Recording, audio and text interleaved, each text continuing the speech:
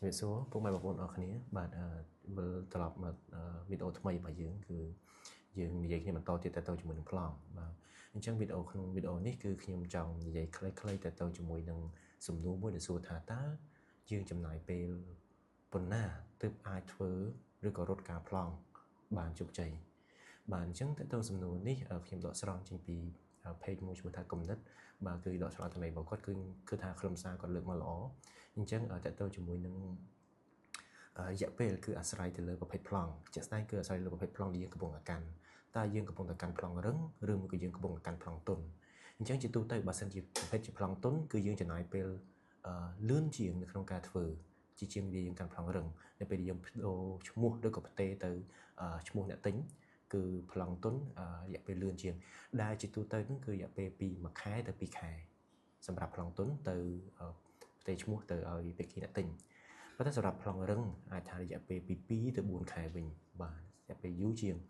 ហើយមែនតើទៅក៏យើងអាចមានការពន្លឿននៅក្នុងការធ្វើសេវាកម្មអស់ហ្នឹងដែរដោយតែយើងបន្ថែមសេវាទៅលើការធ្វើឯកសាររត់ការប្លង់ទាំងអស់ហ្នឹងអញ្ចឹងអាចថាលឿនបំផុតរយៈពេល1ខែនៅក្នុងការធ្វើឯកសារហ្នឹងប៉ុន្តែគឺយើងត្រូវ add extra service price លើហ្នឹងហើយជាក់ស្ដែងទៅជាករណីដែលខ្ញុំធ្វើផ្ទាល់ដូចគ្នាគឺយើងមានតម្លៃនៅក្នុងការធ្វើ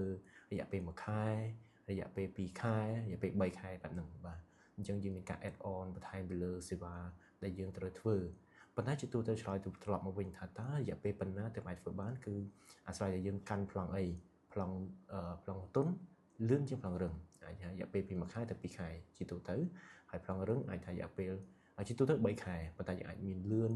មានយូរជាងហ្នឹងទៅតាម process បាទហើយនេះគឺជាការឆ្លើយសំណួរតែមួយទេគឺតែរយៈពេលប៉ុណ្ណាបាទអញ្ចឹងយើងនឹងជួបគ្នានៅវីដេអូបន្តទៀតថាតើមានសំណួរអីបន្តទៀតពីខាងបងប្អូនដែលខមមិនសួរបាទអរគុណ